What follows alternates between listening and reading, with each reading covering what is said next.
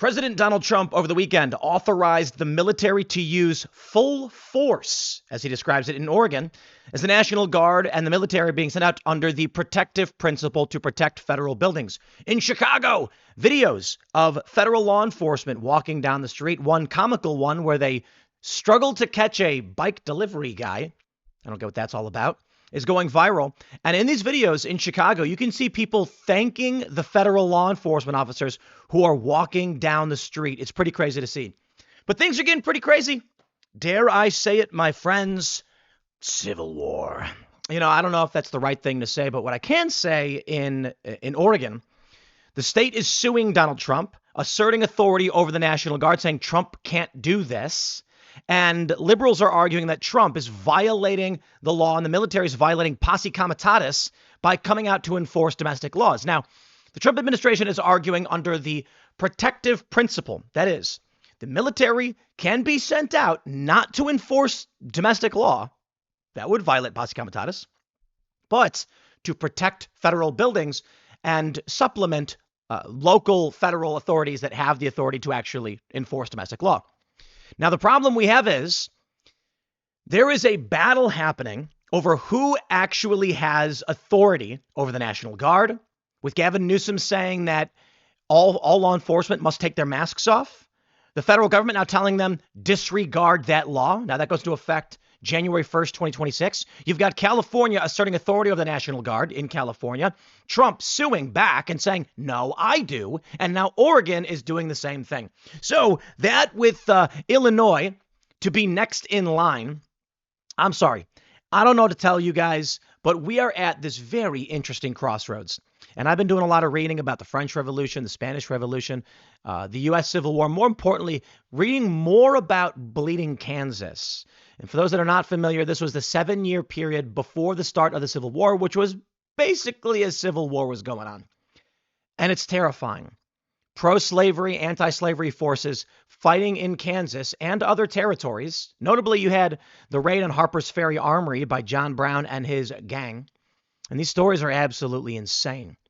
You get back and forth pro-slavery and free staters massacring each other.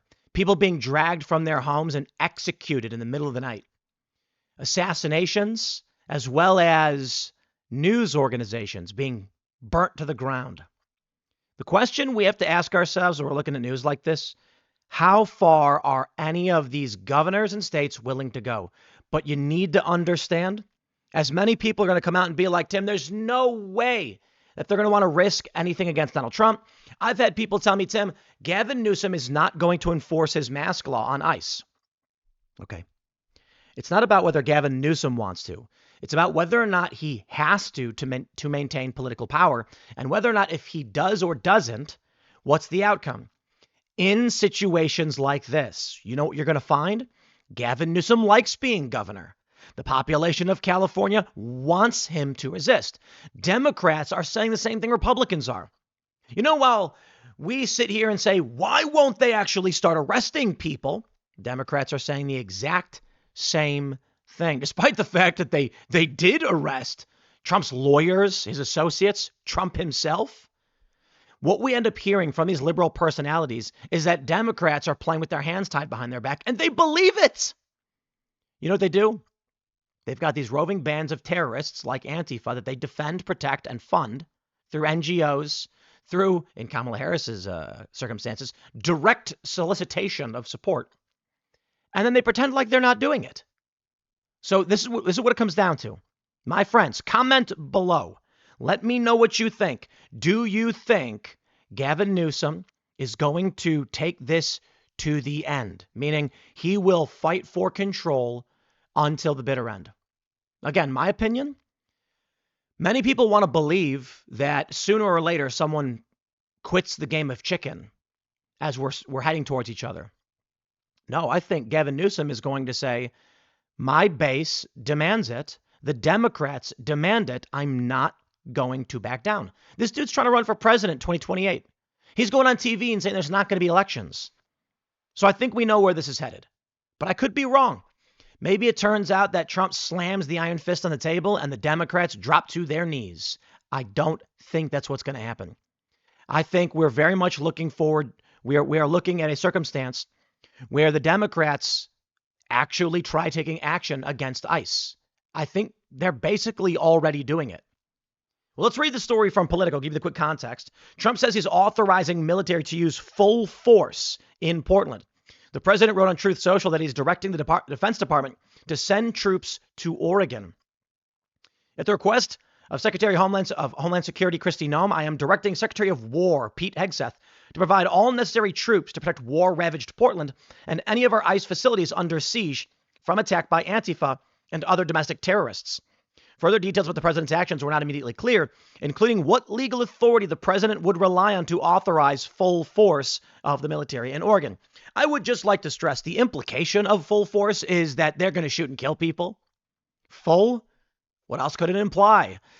However, there's no real legal distinction. He didn't say lethal force. So again, they're saying, what does that even mean? Yeah, Trump does that. Designating Antifa a terrorist organization didn't do anything. It's a cultural move.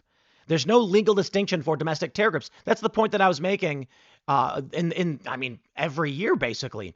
As conservatives kept saying Trump needs to declare Antifa domestic terrorists, I'm like, there's no such thing. Foreign terrorist organizations he can do. And I think Stephen Miller knows this, smart guy, and I think he's biding his time. But let me just stress to you, my friends, how insane things look right now and how people are frogs in a pot boiling. Because if, again, time travel test, please listen. If we were to go back in time 10 years and I said you'd have National Guard in California and Oregon being deployed, you'd have a 100-day siege by far leftists lobbing explosives at federal buildings, the worst riots in 50 years, federal agents patrolling the streets of Chicago, people would say, you are nuts. And I know because they did. They said, oh, Tim, you're sensationalizing. And I'm sitting back, and it's really funny because, I'm talking to my wife about the potential for civil war. I said, we did a poll on my YouTube channel in the post section. Check it out. And I asked, are we in a civil war, civil strife? Nothing. It's totally normal. And I think it was like 70% said civil strife. Read about Bleeding Kansas. Yeah, I think that's fair to say. And my wife is like, once they killed Charlie Kirk, it kind of became obvious that this is not a normal time. And many may have argued that we were in Bleeding Kansas before Charlie was assassinated. And Charlie being as high profile as he was, this could be the escalation. Well, The Hill wrote, or I should say an op-ed column on The Hill states that the assassination of Charlie Kirk may be another Fort Sumter moment. We call that a shot heard around the world when the conflict kicks off. But read about any war. There isn't really a definitive moment that people can point to at the time when the war began. We look back in hindsight and say, very obviously, that was the turning point. This could be it.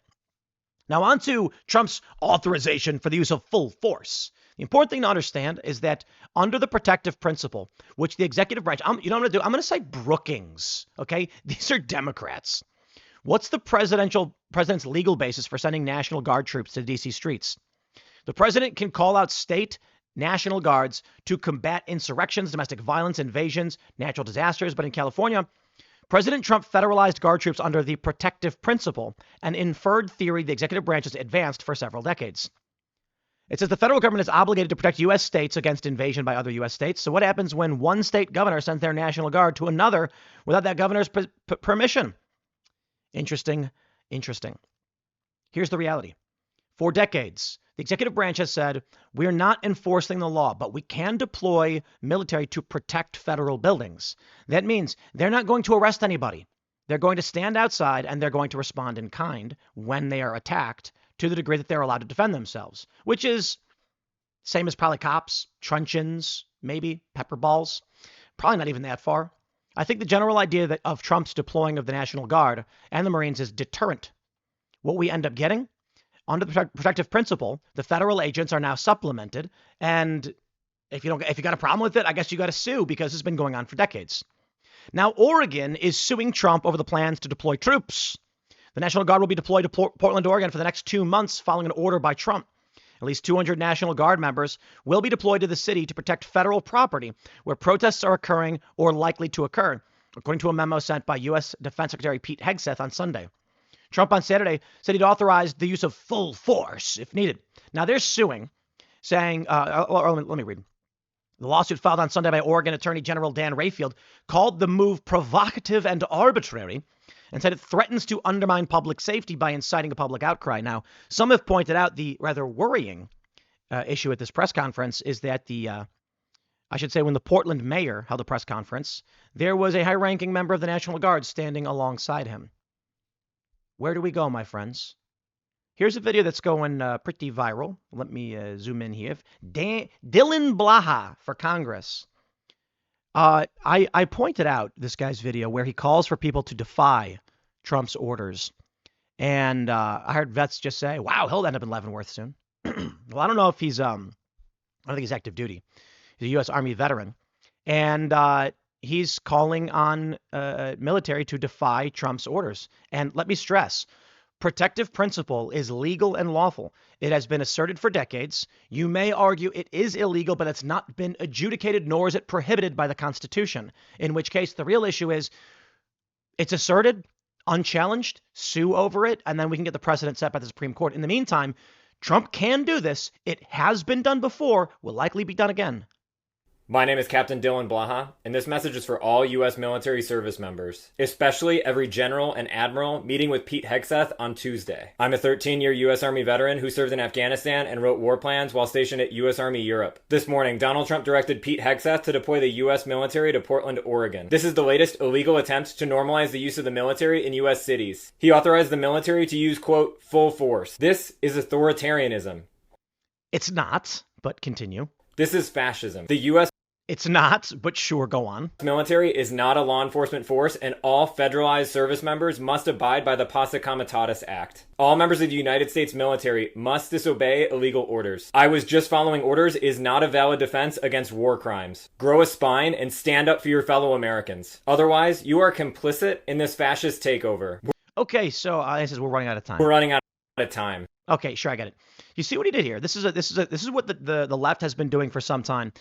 When Donald Trump said that Antifa were domestic terrorists, instead of these prominent liberals coming out and saying, I am Antifa, they said, I am an anti-fascist, which is a minor distinction, but intentional, because they don't actually want to use the branded proper noun of Antifa, which refers to anti-fascist action, the communist militants from Weimar Germany.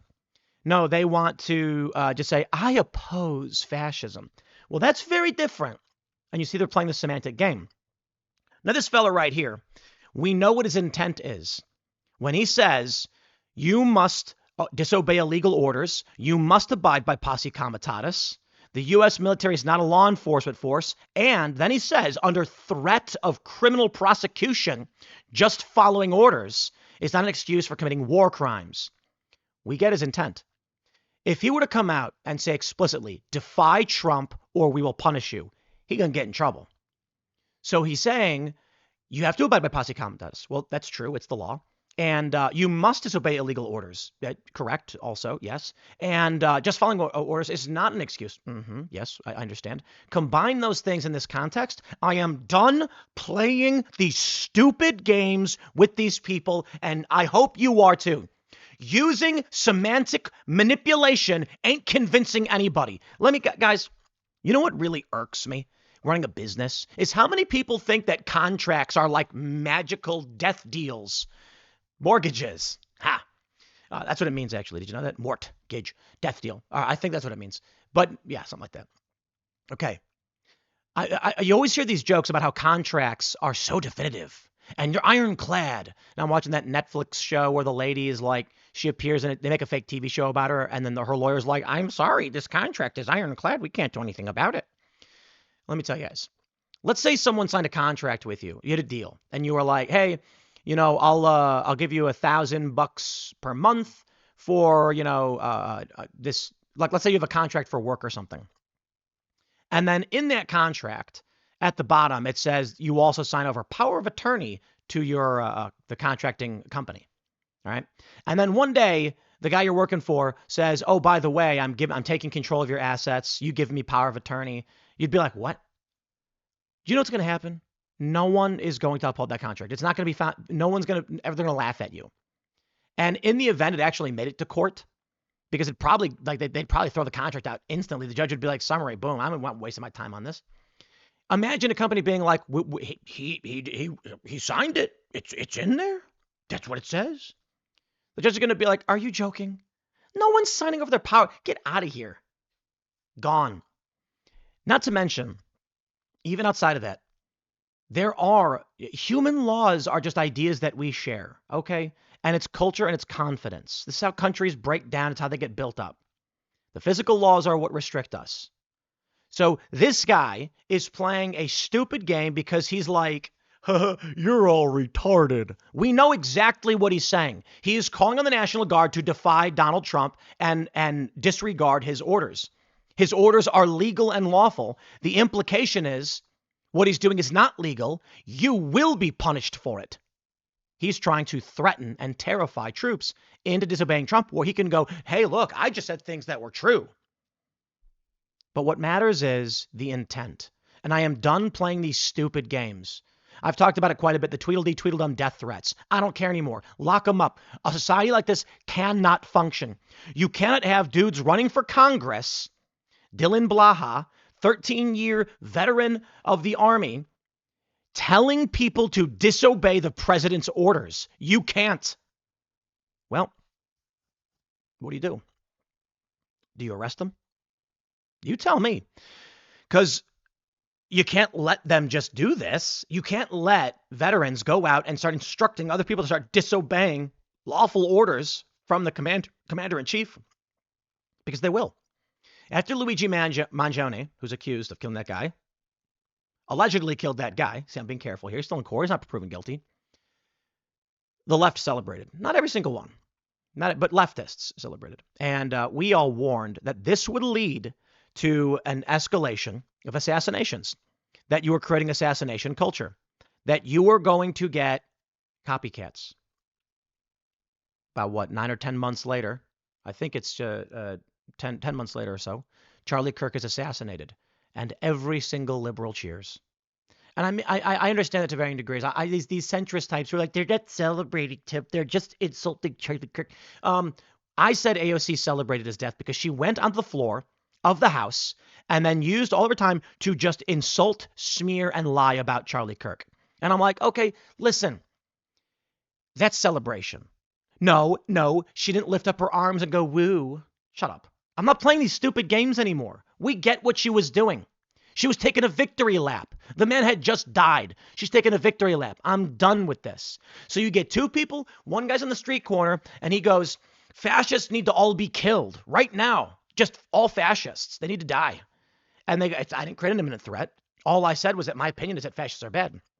Tweedledum next to him points at you and goes, and there's a fascist.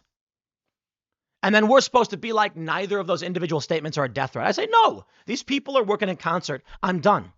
But by all means, you know what? I don't even care. Listen, if the Trump administration and the right are going to be of the mind that we will just play by the contract law that they're exploiting as they do what they do, then we lose. Fine.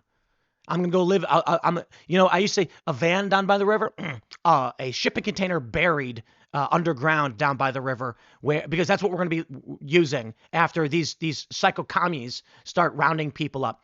They already arrested Trump's team. They subjected him to lawfare, the false criminal charges. It is remarkable how stupid people are. And they're like, Trump's got 34 felonies. First of all, that's on appeal. And I think Trump actually, the civil fraud case was. These convictions under these felonies have no underlying crime. They don't exist. They're not real. It's fake. This is where we're at. And people don't seem to pay attention. Where are we at now? Okay, let me tell you. Trump's lawyers were arrested for simply representing him in several different states. That's it. Trump himself, the frontrunner, was arrested several times. He was falsely accused of civil fraud. Anybody who tracked these cases knew Democrats were lying. But with smirks on their face, they looked at you and said, do you think that our base cares? I recommend you guys look up this video of Jack Posobiec getting punched by Antifa, because the cops watch it happen. And then this lady is standing, this fat leftist, and the cops are like, we're going to come and arrest the guy. And she goes, I didn't see anything. Nothing happened. That's what Democrats are doing at the administrative level. And so here we are. Trump administration orders federal authorities to ignore California's law mask. I hope you're ready for what all this means, okay? The penalties in California for law enforcement wearing a mask is like, it's a misdemeanor with like civil fines. Okay, what's the logical conclusion there? What if you don't pay your fines? These ICE agents live in California. So what do you think happens? My friends, we are barreling towards catastrophe. And I suppose I'll wrap it up with this. The craziest thing is that I've had a lot of people say to me recently, personally, like people I know, you were right. I have people telling me, Tim, we're in a civil war. And I'm like, whoa, hold on there. I talk about the prospect of a lot, the probability of, but I'm not saying that's true right now. I think it's a civil strife period. But I have people that I know saying, like, I think we're in a civil war. Like, as soon as Charlie died, they're just like, oh, my God. Because you can see it, the celebrations. Where do you think all of this goes? Tell me why it stops, please. Well, my friends, smash the like button, share the show, all that good stuff. You may be saying, Tim, where are you? An undisclosed location for a secret series of Timcast IRL episodes throughout the next week. You'll know where we are tonight. Timcast IRL. Also, join our Discord server at timcast.com. Click join us. Thanks for hanging out. And I'll see you on the next segment.